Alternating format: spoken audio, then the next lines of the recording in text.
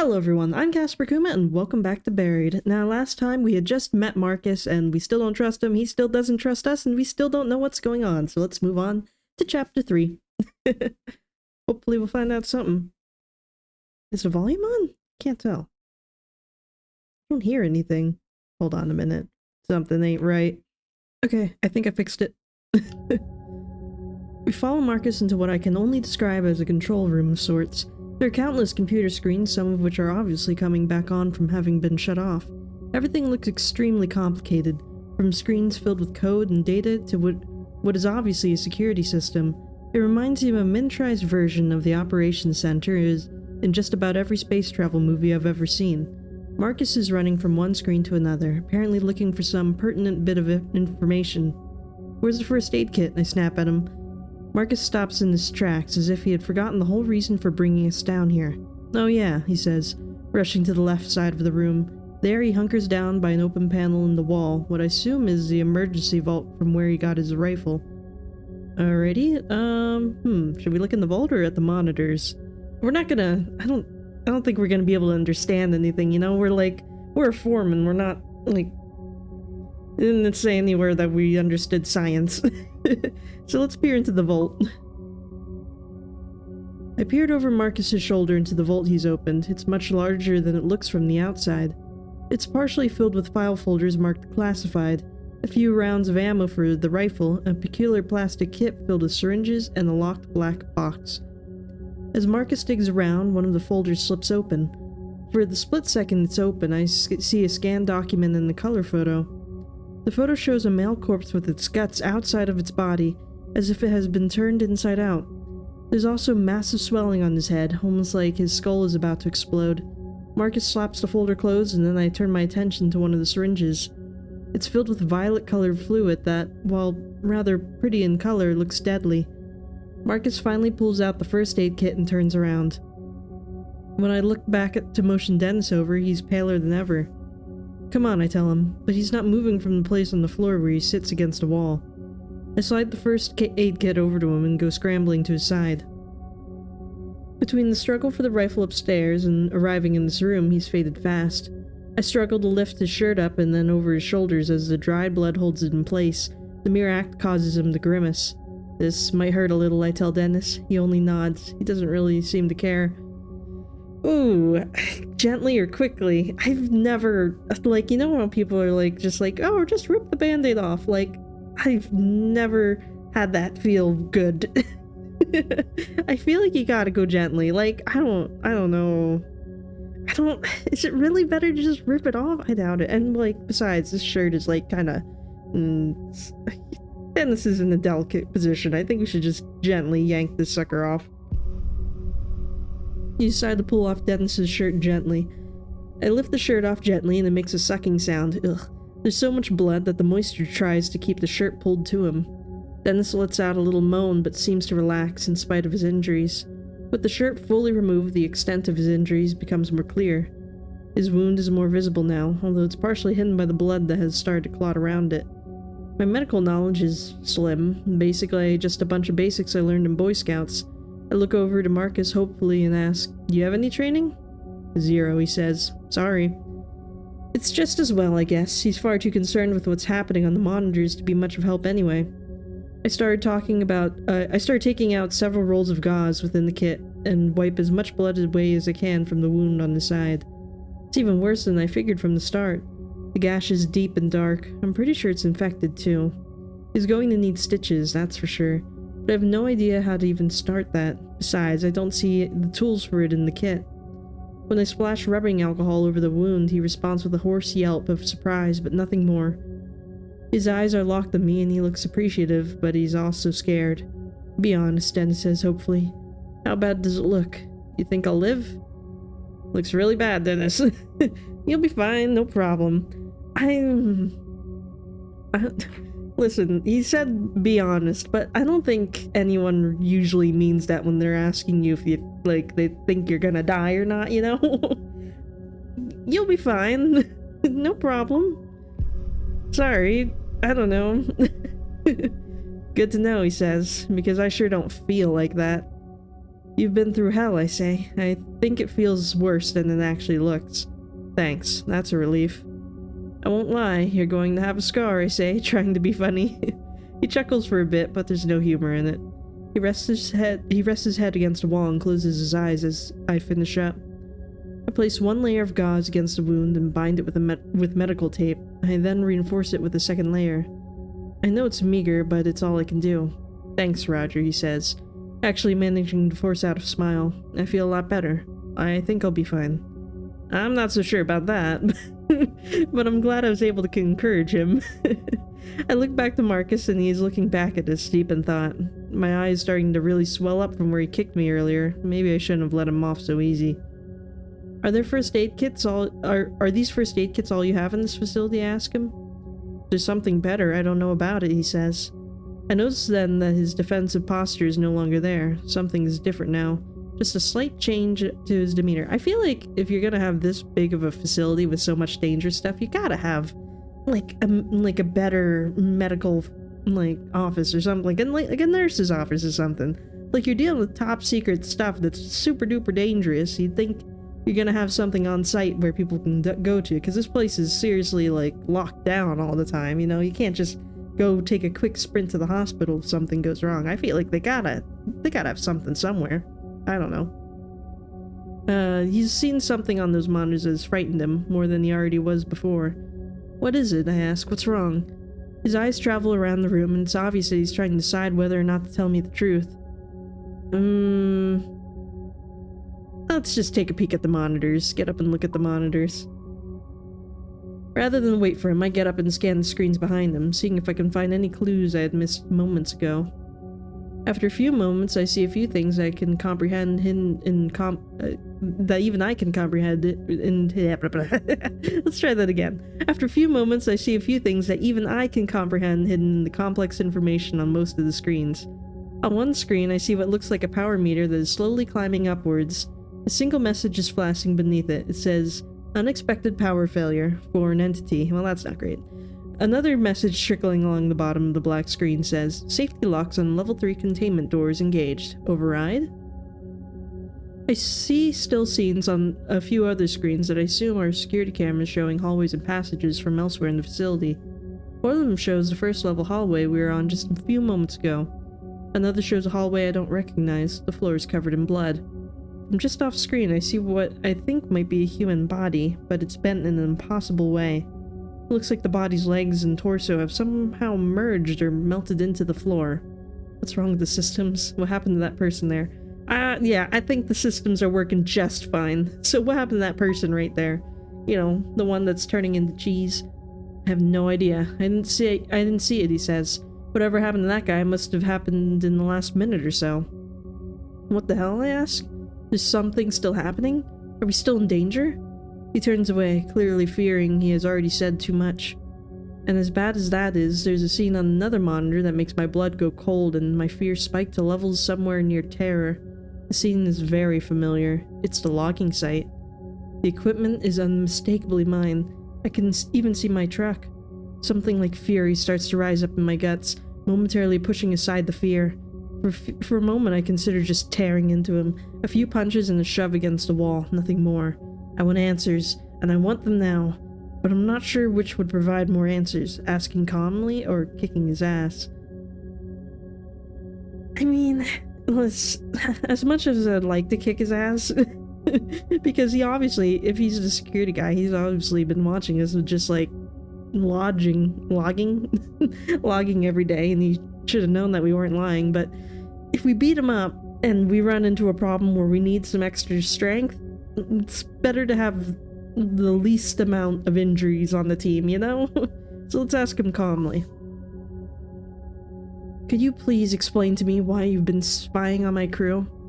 My anger's prodding at me and I have to hold it back again. It's near the surface, demanding a release. It was a part of my job, mine and a few others. Your crew has been watched ever since you set up your equipment. Why? Because you're working with heavy equipment, some of which digs into the ground less than a mile from a secret government facility. I had no idea of that, I say. How could I have known? Marcus gives me that same crooked, trembling smile that is beginning to creep me out. because those things would draw attention to this place, he says. You have no idea how secretive this facility is. Besides, I know that the higher-ups looked into it. Your site isn't on government land. It's shy by 300 yards. Every piece of your equipment is on private property, the timber tract you purchased from Mr. Gladstone 2 months ago. So even if we wanted to intervene and keep your crew away, we couldn't have without stirring up a fuss. The fact that someone with such a low-level clearance knows this much about my logging crew is unnerving. If you've been watching us, why didn't you recognize us when we met in the hallway, I ask. He shakes his head and exhales, like it's obvious. The cameras have a bird's eye view. I couldn't see faces. We just tracked bodies and names. So where the hell is my crew? Asked calmly. I mean, I doubt he knows. Let's ask calmly. Let's ask calmly. So since you have all this surveillance, do you know where the rest of my crew is? I do my best to keep my voice level, even though my impulse is to shout. Well, all of you were on the site as usual before the incident. It had been a few hours since I had checked, though. They might have come near the facility, or maybe not, I don't know. He says this casually, like it's not important. Well, are they inside the facility? I ask. You have cameras everywhere, right? Do you see them? Marcus shakes his head. I've been looking all over and I haven't seen your crew. They aren't here. But, he adds, the lower levels don't have any cameras classified. I'm not sure how they would have gotten there, but it's a... Oh god, what happened to my screens? Hold on. Whoa. That was weird. Everything turned off. That was something. But it's a possibility. I'm still shocked that we were being watched. Do they know everything about us? I'm telling you. Marcus said, the depth of influence in this facility goes deep. There are 36 employees down here. Outside of the employees, only 5 other people know this place exists. You know, if you're gonna have such a secret place, maybe you should have bought out the surrounding land too. And like, if you don't want to be suspicious, then like put your own buildings on there, like make it seem like it's not like a huge like Area 51 or something, like, you know? Like, I don't know. Just put like a little, like a shack on there or something, make it look like a farmer lives there. You know, just to be sure that you don't run into any of these situations where you have innocent people involved in your secret government problems. You know, maybe we should lose it now. I don't know. No, we'll try to be calm. I don't know. What do all these people do here, I ask, keeping my voice level. He doesn't even pause to consider if he should go any further. He actually laughs when he gives me an answer. Okay, now we should start yelling. I honestly don't know everything, probably very little, but what I do know is that it is more than Black Ops. What does that mean, I ask. There's scientists here who have been disowned by their own governments because of the nature of their work. You get it now? I don't, not at all, but I don't want him to know about that. You said there are 36 employees, I say. Where are they now? He shakes his head. As far as I know, everyone else is gone. 36 is not a lot for like a facility this big. You'd think they'd have like hundreds, but I guess it's super secretive, so I don't know. Gone where?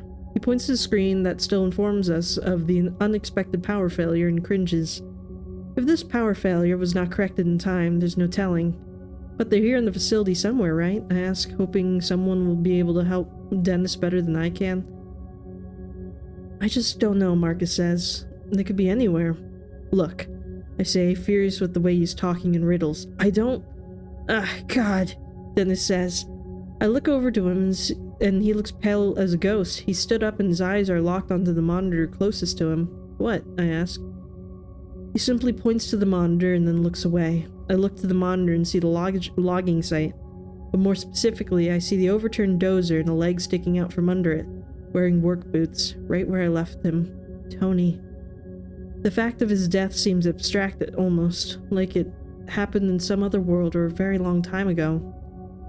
I know that you already told me he was gone, Dennis whispers, but it's different actually seeing him. My god. Suddenly something blazes by the open door outside. Shape is fastened in shadow, but I'm pretty sure it's a person. Someone else is here, Marcus says. Wheeling around, he sounds very happy to discover this, so I try to follow his lead. If something bad happened at this facility, then surely with the sight of another survivor is a good thing, right?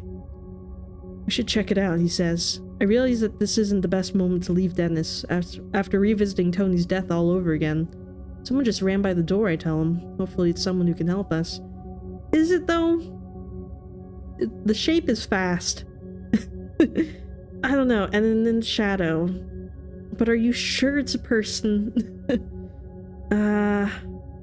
Let's ask Dennis if he's alright. You gonna be okay? You want to stay with you? Because I don't want to die. It's fine. Go see who it is, he says, giving me a mock thumbs up. I turn to Marcus and motion for us to head out to investigate. Let's be careful, Marcus says. Depending on who it is, they might not be hesitant to shoot a stranger as I was. I nod at him as I head for the door. I'm still holding the rifle in my hand, and I don't know if I have the guts to actually use it if needed. With a final look back to Dennis, I run out into the second level hallway. Okay, I don't know about this though. I mean, there's like so many melted bodies around. I don't know, I feel like you don't want to be super sure. It's like, at least, like, even if it is a person, make sure it's someone with the facility and not like a stranger. But I guess I'm a stranger, so whatever. Marcus follows. There's still fear in his eyes, but also the slimmest glimmer of hope. That hope is contagious. We take off after the figure that just ran past the command center.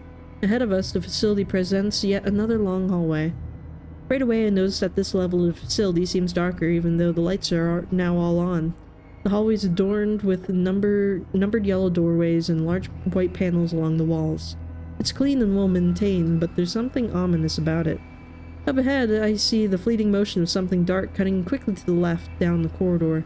There, I say quietly, pointing up ahead. Marcus gives a nod and we continue chasing after the person we saw blazed by the command center just moments ago. Then it occurs to me that this person could be like Marcus was at first, armed and scared. Shout at them, move towards them slowly. I'm still not convinced this is a person. Like, they are zooming, you know? They are very fast. I don't... Let's check out the situation before we just start screaming. Besides, if we start yelling, they might come back and shoot us anyways. Let's move towards them slowly. Maybe we can get the jump on them, you know? When we reach the intersection in the hall where I'd seen the shadow moving, I ease around the corner just in case. Sure, I have the rifle in my hands, but I don't want to use it unless I have to. I quickly dart around the corner and take the same shooting stance I've seen hundreds of times on TV. Countless, whatever. There's a woman standing there, about 10 feet away. She has reddish blonde hair and a small, mousy build. She looks terrified and is visibly shaking. She's probably in the late 30s, wearing a lab coat with dark jeans and green Converse low tops. I have a strange sense that her fear is not just about her sudden appearance. She looks like a woman who's been running scared for a while now. Her hands are raised in surrender. She's not holding a weapon. Marcus slowly approaches, taking a few steps ahead of me. It's Amy, right? He asks. She blinks, seemingly surprised that he knows her name. Yes. And she says, and you're Mark? Marcus. She nods absently and then looks to my rifle. She seems scared. I'm not gonna use it. Now, how do I know that? She asks. You're trespassing on government property in the midst of a huge catastrophic event, and you have a rifle. How am I supposed to believe you? I have a friend back in the command center who needs medical attention, I say, and we're looking for the rest of our crew. I'm really sorry, but I don't know where they are, she says. Do you know what's happened, Marcus asks, from the power outage? I don't know what caused it, she says, but there was an experiment taking place when the outage occurred. Something happened and... She trails off here, giving me a look of distrust. I saw things on security monitors, Marcus says. The experiment failed, didn't it? I don't know the specifics, Amy says. I barely escaped the 3rd floor. I was going to go to the command center to see if the security footage showed anything, but then I saw you and the gun. Listening to their conversation, I'm feeling totally in the dark. What experiments? Why is you so scared? They're not, like, let's ask what has you scared?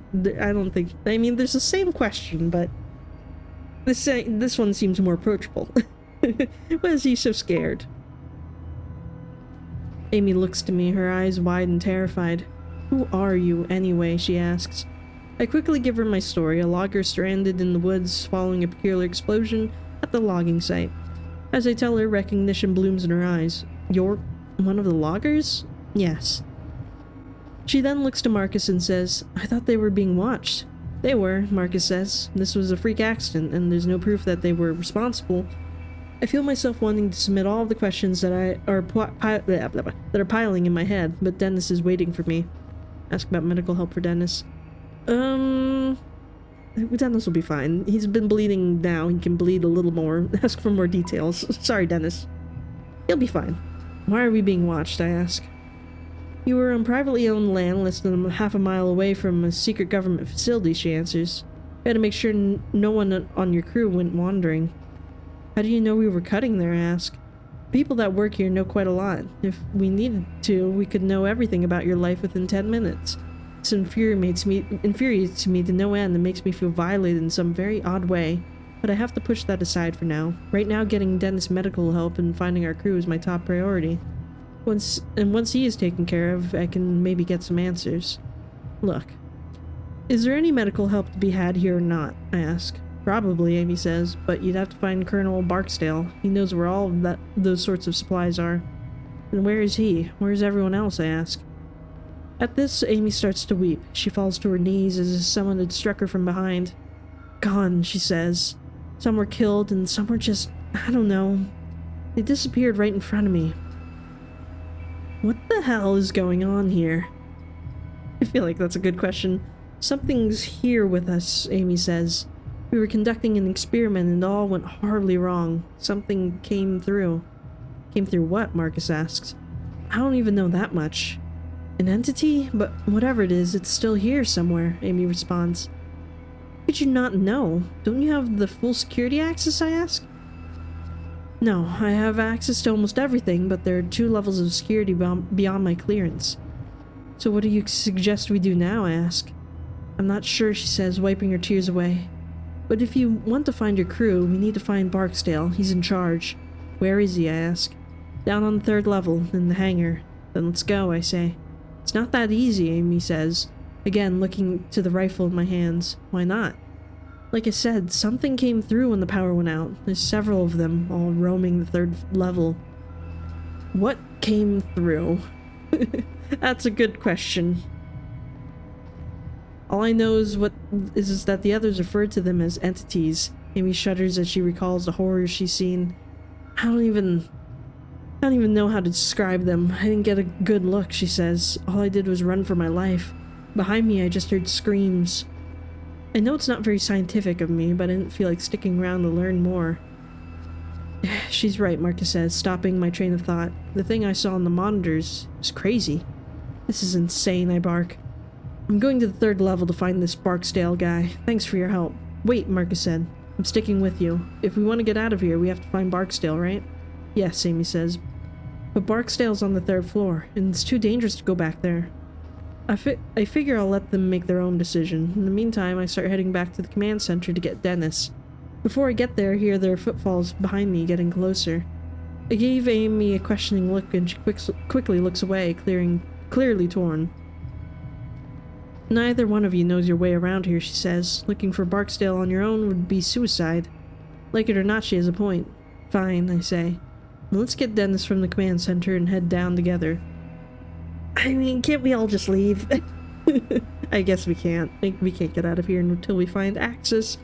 Doesn't she have access, though? I feel like she should have access to the exit doors, at least. We should just not go down there, I think. Besides, if we open the door to get down there, what if they get in, you know, and come up? We enter the command center, and I'm happy to see that Dennis has regained some of his color. We're going to get you some help, I tell him, and then we're going to find our crew and get the hell out of here. More help would be great, he says. With the way you took an hour to get my shirt off earlier, I'm not letting you touch me again. Wait, Amy says. Maybe one of us should stay here with him. I'll be okay, Dennis says. He stands on his feet with a grunt.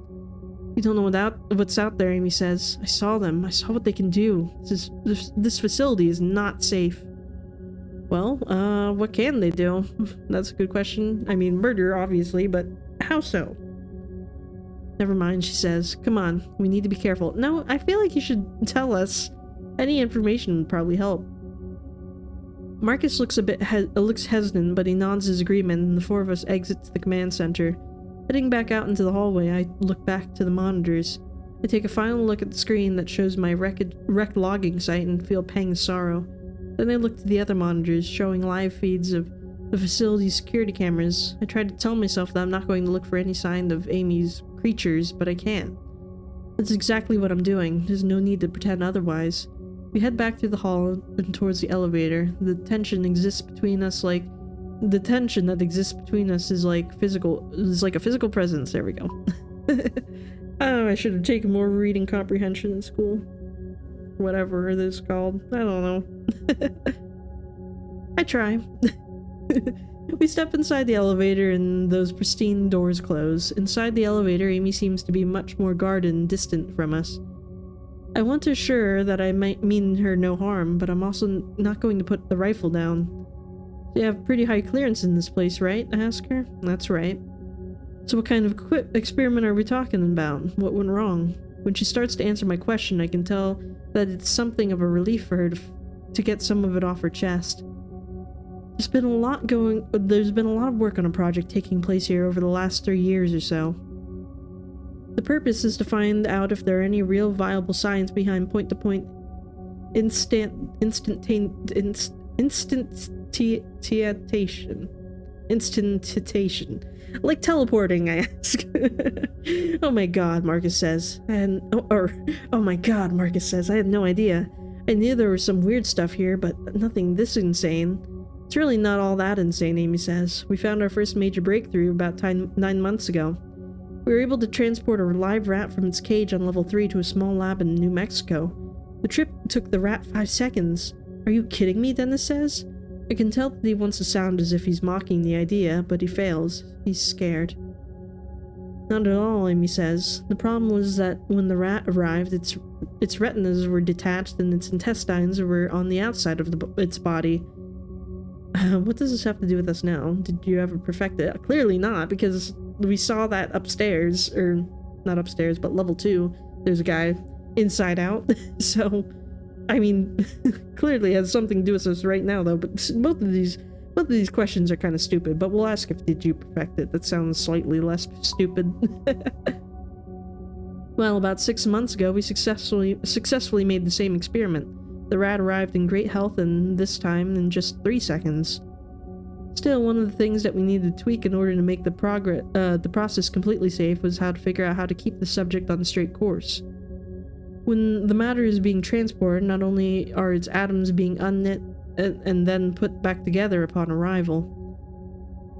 Unknit? Yes, deconstructed and translated through space. It's the only way we know how to do it right now. But the issue, as I said, comes in keeping the deconstructed subject on the straight course to its destination. When the process occurs, we are deforming space-time. We are creating a shortcut through space, and that has risks. Why exactly, Dennis asks. Because there are many more dimensions in space than the three we exist on, she explains. Some evidence that there are as many as 10. Oh, I was like, 3 dimensions. I was like, oh yeah, I guess everything is in 3 dimensions. I was like, what are you talking about? I'm like, oh yeah, 3D. Well, I guess 4D? 5D? What is real life? So when you send the rat to New Mexico, it's traveling through another dimension to get here, I ask? Basically. And because of that, we were trying to get a better understanding of what those other dimensions are capable of. Things that a great deal of the population would be scared of if they knew what we were doing, hence all the privacy. Then today, the power went out and we were right in the middle of the experiment. Something happened. What? I don't know. She's speaking with the authority of someone who knows what she's talking about. Is that why those creatures are here? What have you seen in these dimensions? Let's ask that. Other worlds, other tag-mark universes, where our laws of nature don't apply, she says, not bothering to explain what that means. I'm not cleared for such things, but I do get the reports. What reports? Marcus asks. I'm given access to the results of the tests. In other words, Marcus replies, clearly upset. You guys have been peeking into other dimensions and taking notes on what you see. I can't believe I've wasted my life for this, he murmurs to himself. He looks like he's starting to freak out. Amy is quiet. Her expression indicates that she's waiting. What? Amy's quiet. Her expression indicates that she's waiting. To see how I react to all this. No, that's kind of nuts. Well, it's also incredible. It's kind of insane. People are insane. You weren't impressed by Amy's work. Why do you think this place is such a secret, Amy asks. Why do you think it's so well hidden? She's right, Marcus says. There are things that take place here that make sci-fi movies look like kids' TV show. I shake my head. It's then that I realize that it's not that I don't believe them, it's that I'm trying my hardest to convince myself that they are insane. Marcus, on the other hand, is incredulous. I don't want anything to do with this, he says. All this time, all I've been working for... He laughs cruelly, and the sound of it makes my blood go cold for a moment. Just a single level beneath my feet. You assholes have been tearing apart space and time, Marcus continues. When the elevator doors open, I can't get out fast enough. The tension is growing way too thick for my liking. Outside of the elevator, we step out into what appears to be a massive industrial area. The carnage waiting for us is unlike anything I'd seen in the upper levels. No, get back in the elevator. This is not our problem. Those two can go find Barksdale, and we can just not. Yeah, that ain't good. Lots of blood and no bodies is usually not a good sign. The area looks industrial, like everything was built for utility only. But more noticeable than that is all of the blood. My God, I've never seen so much blood. Those creatures must have had a field day. Holy shit, Marcus says, looking like a man that just awoke from a very bad dream. There were more personnel in this area when the experiment went haywire, Amy says, as if the explanation makes it all better. No research you all do down here could be worth this, I say. We have to get moving or we're going to lose our nerve. Amy, let's focus. Barksdale's in the hangar, I ask. If he's still alive, yes, that's where he'll be. Then let's hurry. As far as I can tell, Dennis is doing much better, but I'm beginning to grow tired of trying to keep my fear at bay. Between the blood on the floor and the silence of level 3, Amy's talk of the lab rats, I'm getting freaked out. Amy, you take the lead. I'll go first. Stay behind me. No. Amy's part of this. Amy can take the lead. She's part of this. She can be in the front. The four of us start walking ahead, Amy taking the lead. We stop walking and when we come the remains of what looks to be 3 different people. What? It's hard to tell how many bodies there were because they had been torn to shreds and are distorted.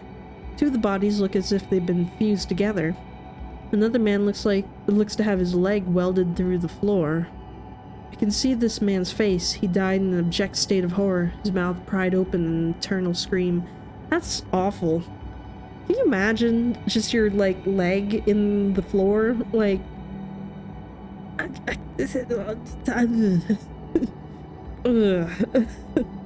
don't know if investigating the bodies will really do much other than horrify us, but maybe we can get a key card or something.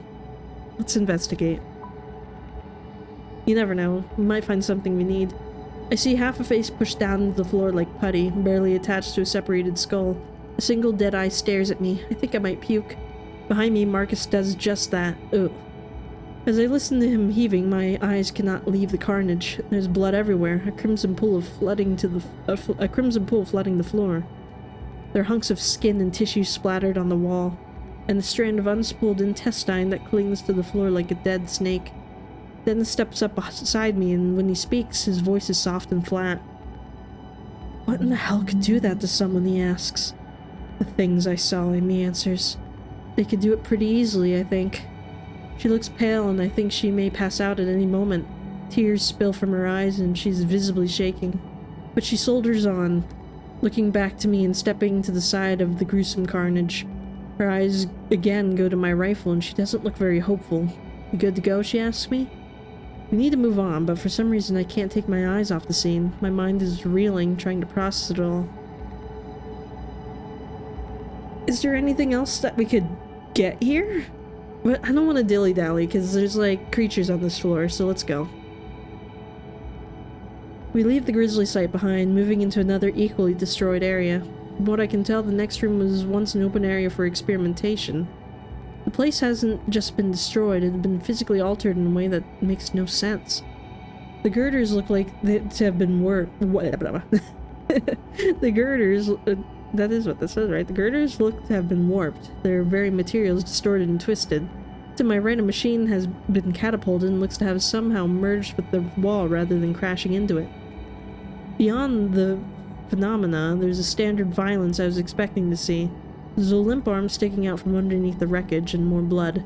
I see no signs of an explosion, which makes me wonder just how this happened. Seeing the aftermath is sickening enough, but it makes me wonder if Amy saw it all while it was happening. You know what happened to those girders? Did you see how these people... Who gives a damn about the girders? You see how these people died? I only caught a glimpse of it, she says, taking a deep breath. I was closest to the exit, so I just started running. But it's like trying to focus your eye on something that was too close. People's bodies just started twisting and turning. And the thing that did this, it looked like... She didn't finish. She cut off by the sound echoing through the facility. It comes from behind us, slightly to the right. I'm not sure what it is, but it makes my blood feel like ice. It sounds almost like static from an AM radio, but there's a high-pitched noise beneath it that I can't even start to fathom. What the hell is that, I ask, instantly clapping my hands to my ears. One of them, Amy says, her voice a whisper. One of the creatures. And that's what they sound like, Dennis asks. I see that he's leaning against a wall again, wincing at the noise. I suddenly realized I have a death grip on the rifle, ready to shoot at the next thing I see. How far away do you think they are? Anything between us and them? Probably not if they can travel through space and time. But, how far away do you think they are? About 100 meters, she answers. Not far. Everyone seems to take this as a cue to start moving again. We make our way around the office wreckage, now with a new purpose in our step. We barely make it to the other side of the room, approaching a dark hallway, and when another high-pitched noise sounds out. This one is louder, closer. Well, we all shared a terrified look, and I can tell that Amy is on the verge of losing it. I grip the rifle tightly as we head towards the hallway in front of us. I wouldn't... I can't believe we're down here. How much farther to the hangar? Can you kill these things? That's a good question. I don't know, Amy says. Dennis speaks up, his voice like ice. Then let's haul ass, huh? No one says anything after that, but I can feel the presence of terror around us, pressing in on us like some new violent gravity. Oh. So much blood. Everywhere.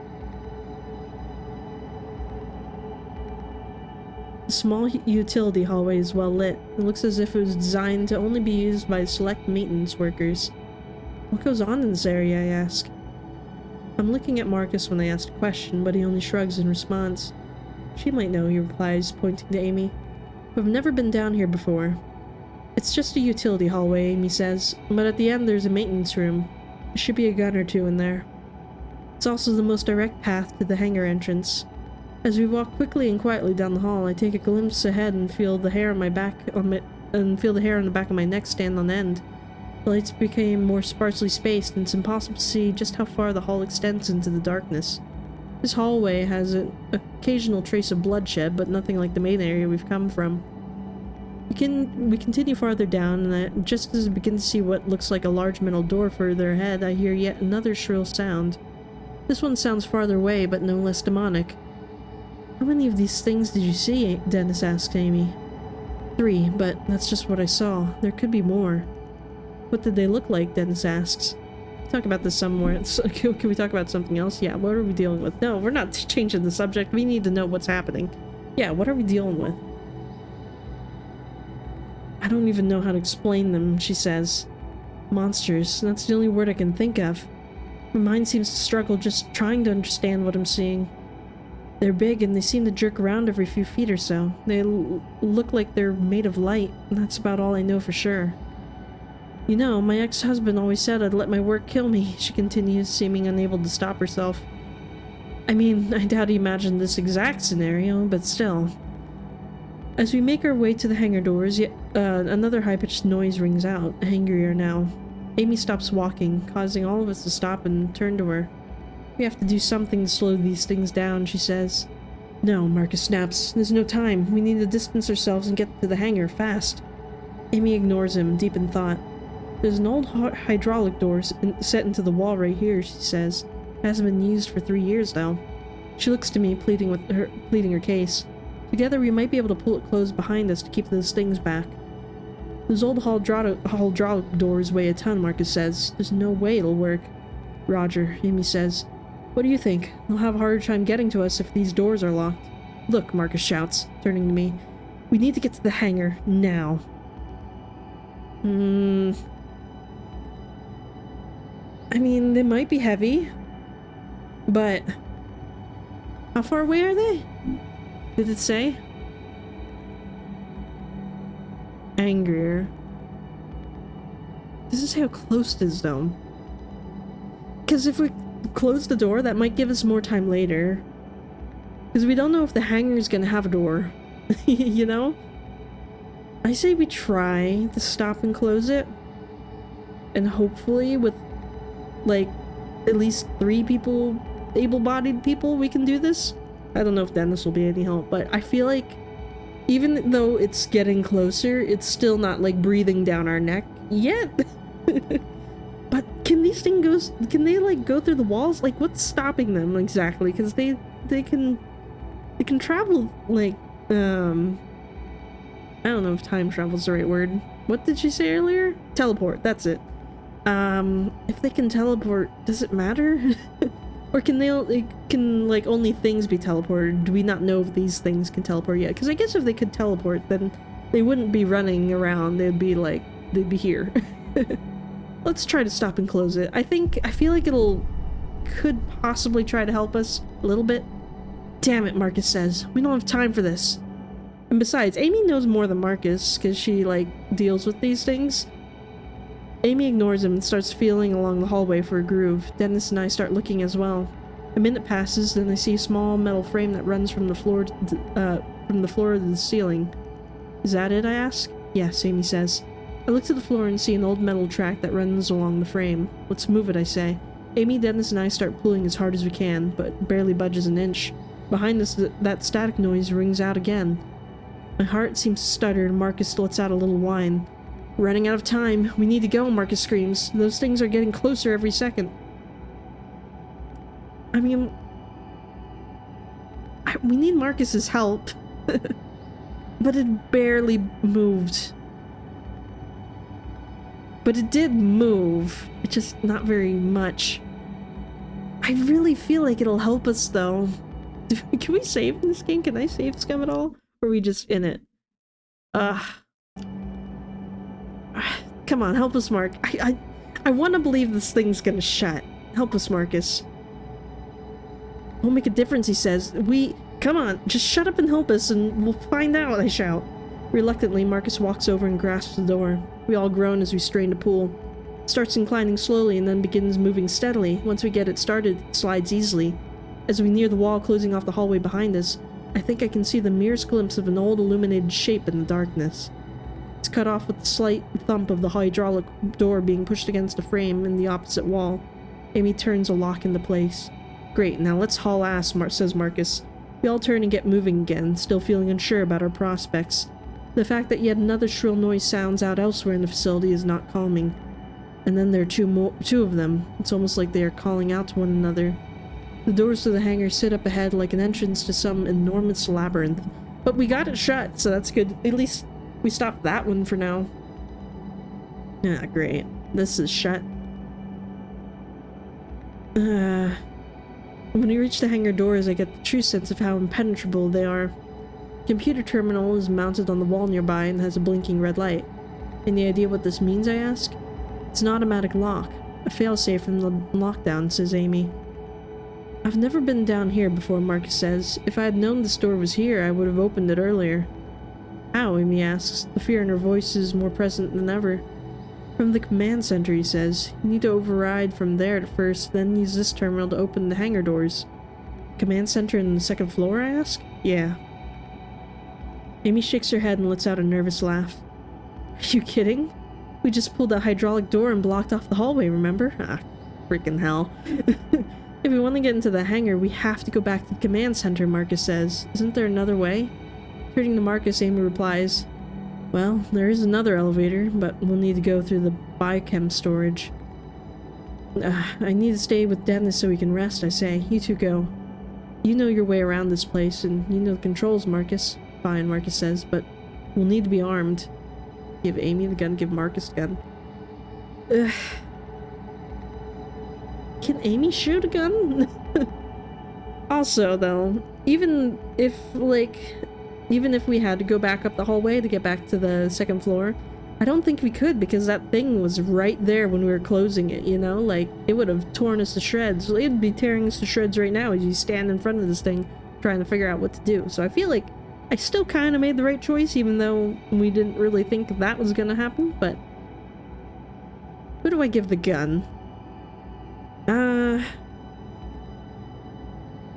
I kind of have a bit more confidence in Marcus, because we already know he knows how to use a gun, and he seems pretty confident in using it. I don't know, but Amy's been eyeing it up the whole time.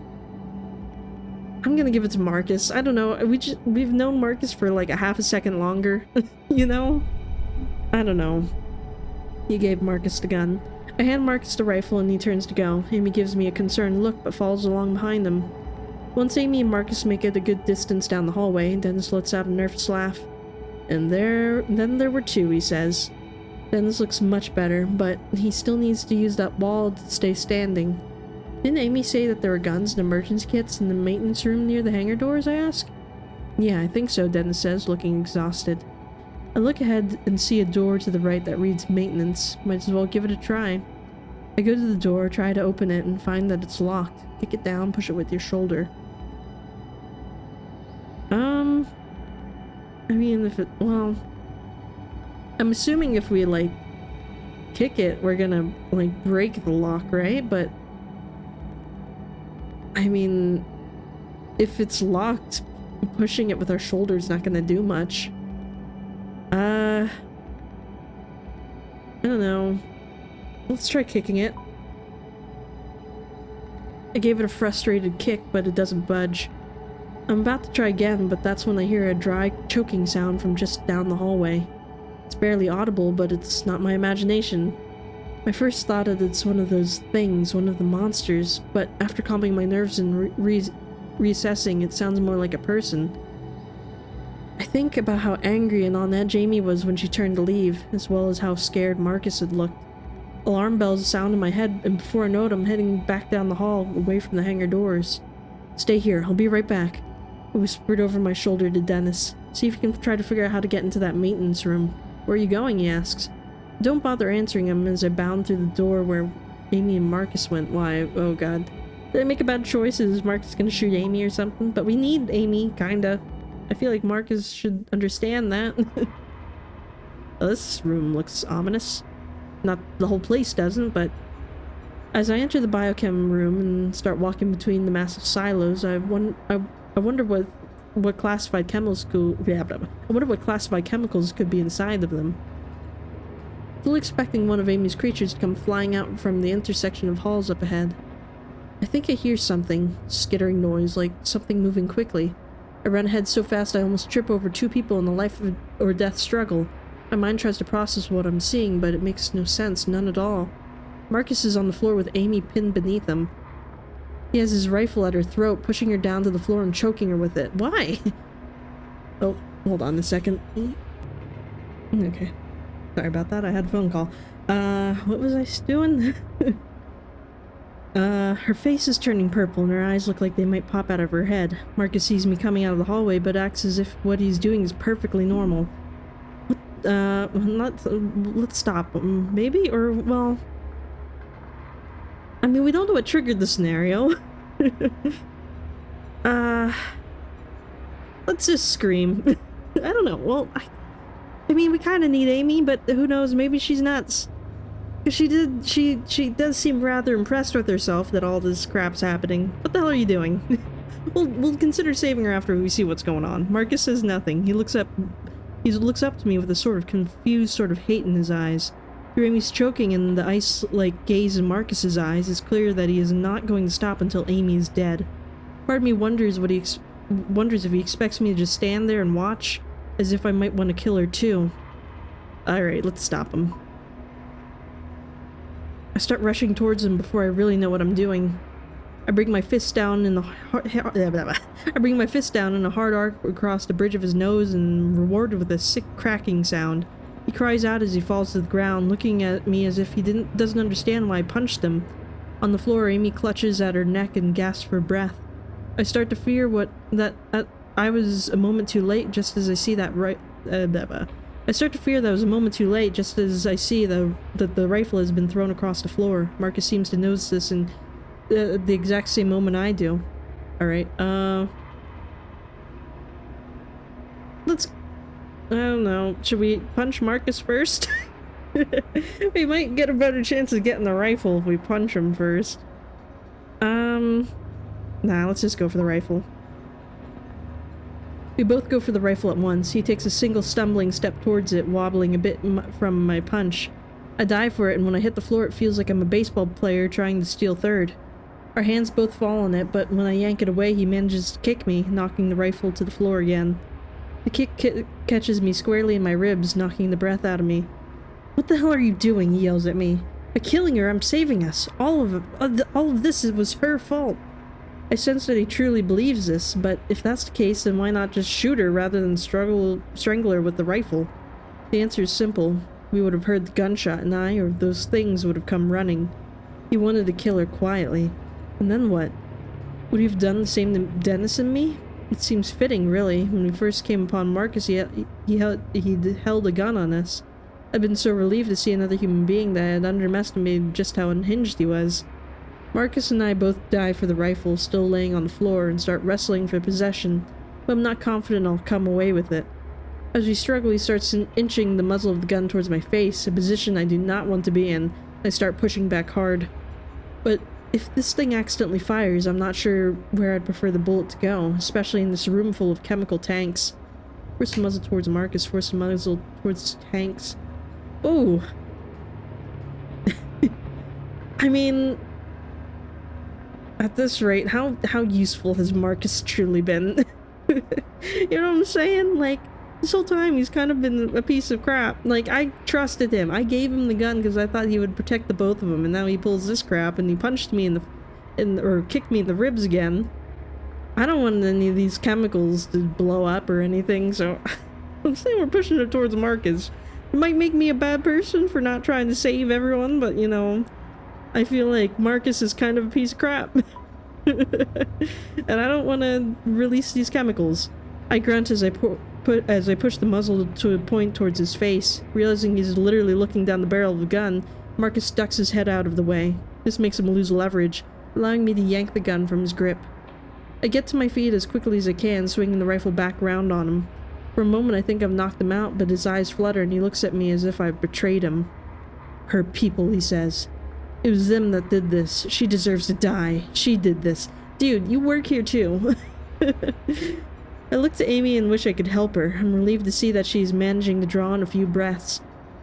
Her legs move as she tries to push herself in the sitting position. "You wouldn't know," Marcus says. "You didn't work here under their secrecy. You don't know what it was like to..." He surprised me by lunging towards me, leaping from the floor like a human projectile. I don't have time to aim carefully. I have to react fast. Shoot him? Try to dodge.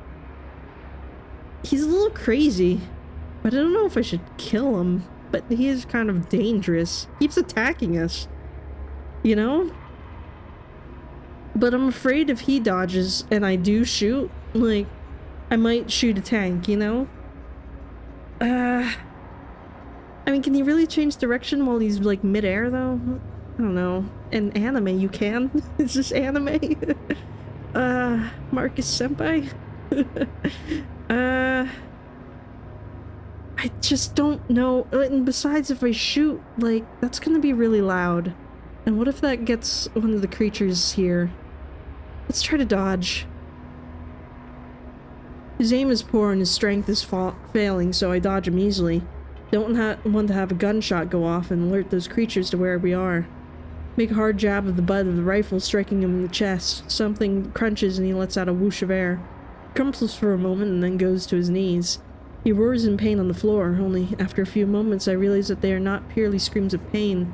The bastard is calling for them, calling for those creatures to come for us. Alright, now we shoot him.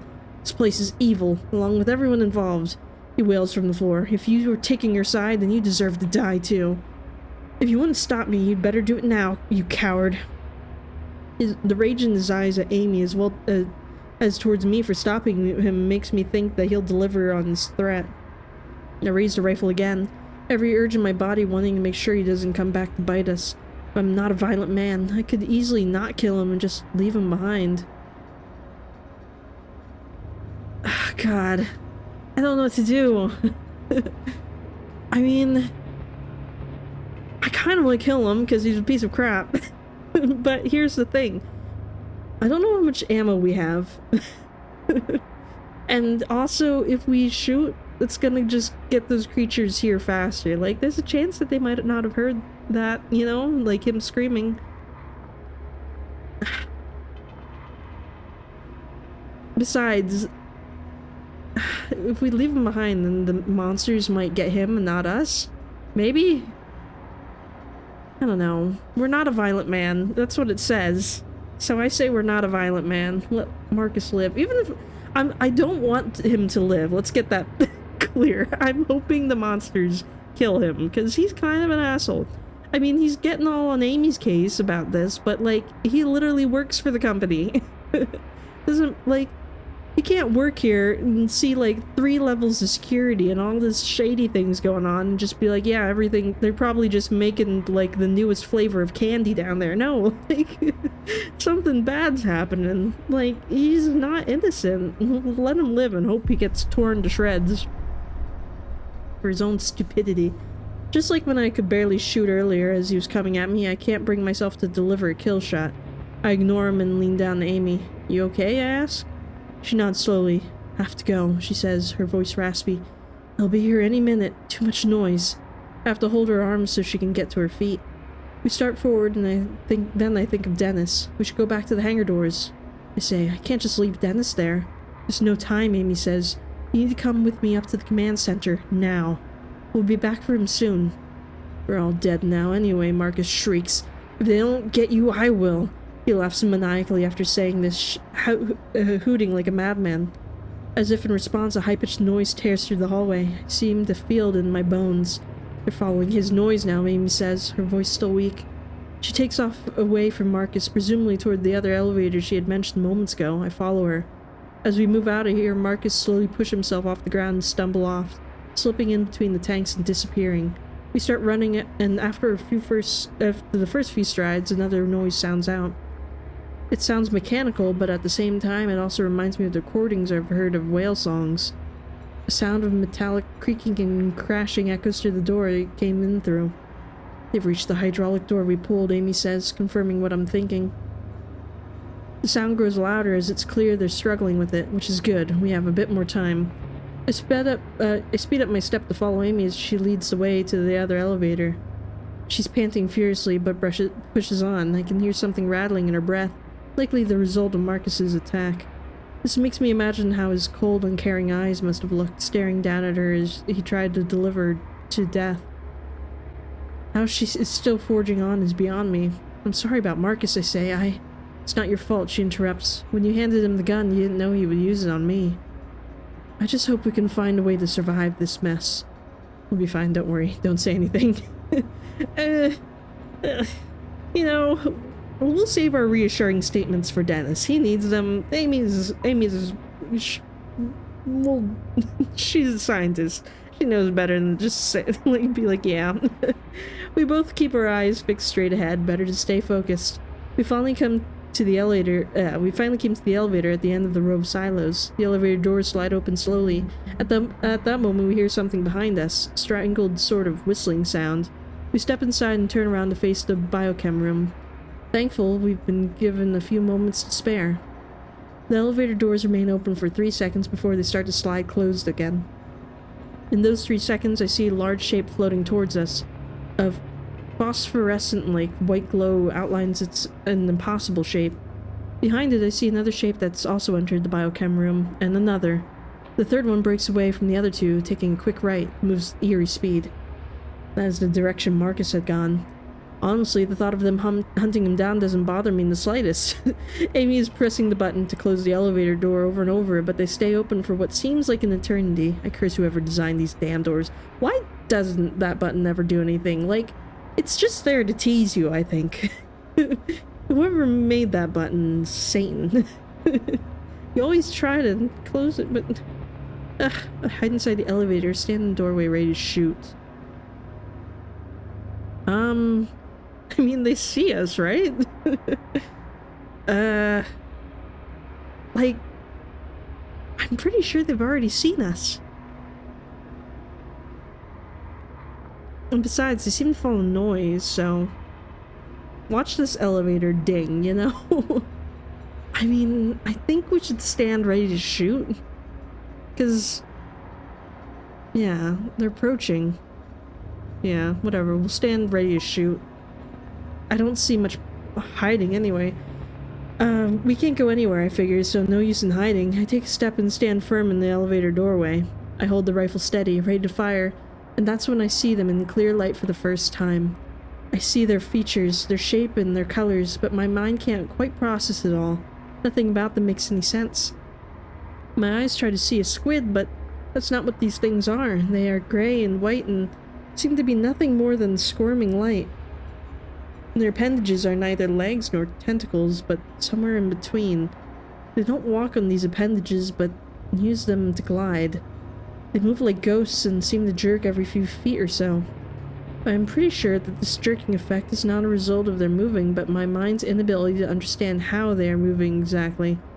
It's also more than their appearance that makes them a mockery of reality. The light around them seems to bend inward, as if space within the room has to reshape itself for their existence. This particular effect on the air makes their movement seem like something moving underwater, only faster. They screech in unison as they rush towards the elevator. They'll be inside here in another few seconds. I check the rifle and see that my ammo is diminishing. I have to start saving my shots. I'm going to have to be choosy. Shoot at the creatures, don't shoot, save ammo.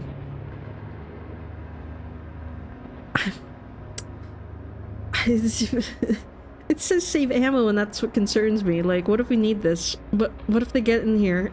I don't know. I mean, we don't even know if they'll die from this, though. Why don't we take a test shot and see if it actually works, and then we'll worry about saving the ammo. Because, like, what if we save it and then, like, we realize, like, oh, this doesn't even work, and then we put a whole plan around shooting them, and then, like, they're invincible to ammo. I'm hoping he'll only shoot once. I just feel like we should probably test it to make sure that they can actually die. You know? And right now they're kind of at a good distance, and besides, you're gonna be in here soon. Just one shot. You decide to shoot at the creatures. Now about a foot remains between the sliding doors. I find my muscles reacting instinctively again. I pull the trigger. The shot fills the elevator and there's thunder in my ears. I hit the thing in the center and the reaction is not what I expect. The monster pauses and spasms for about 2 seconds. Its body of light flickers for a moment, similar to a light bulb on the brink of burning out. My finger keeps pulling the trigger. The throb of the rifle in my hands is comforting, and each screech from the creature is like music. But then I realize that this only seems to be slowing it down. Its tentacles seem to tighten and loosen like a weird muscle reflex, but then it's on the move again, unharmed by my shots. Finally, the elevator door closes. The creature washes against the other side of the door, making an electrical noise and crying out in anger. The tips of their spider-like appendages poke through the wall and the elevator door, but for some reason they can't get all the way through. Amy screams at this and curls into a ball in the far corner of the elevator, crying. I say nothing to her. I just cling to the rifle, hoping those creatures don't find Dennis as he waits by the hangar doors where I left him. For his sake and ours, we need to get them open now. End of chapter 3. Oh, I don't know if I made good choices. I don't know. The blunt truth. You and 59% of players told Dennis he'd probably be fine. He slowed them down. You and 35% of players side with Amy on pulling the hydraulic door. Who to trust? You and 31% of players gave the gun to Marcus. Murder Mercy. You and 58 players left Marcus alive. An hour later, you and 32% of players used your ammo and took extra shots at the creatures. Well, I mean, now we know that it doesn't really do much, so that's good. We shouldn't like rely on like in a moment of desperation, because it doesn't really seem like it'll do all that much. I don't think I have enough time to do chapter 4 for today though, so we'll have to end it here. So that's all for this one. I sincerely hope that Marcus gets torn to shreds. I mean, I don't know, like as much as I want to like all the characters, you know, he was kind of a douchebag the whole time. Like, he greeted us by pointing a gun in our face and then like beating the crap out of us, and then like he tried to kill Amy, and then he tried to kill us again, and then he like I get that he's angry that like Amy's like taking part in the experiments, but there's no reason to like yell for the creatures all to come and kill us, you know? We all want to live, and like if we all live, then you can, I don't know, you can kill her after, you know? don't do it while we're all here. Do that on your own time, jeez. But I don't know, I guess we should have given the gun to Amy, although I have a feeling that Marcus would have beaten the crap out of her and stolen the gun, you know? Like, he's not a nice person. I hope he dies. But I don't know, maybe I'm being too harsh on him. Let me know what you think of Marcus down in the comments below, and I will see you in the next one. This is Casper Kuma, over and out.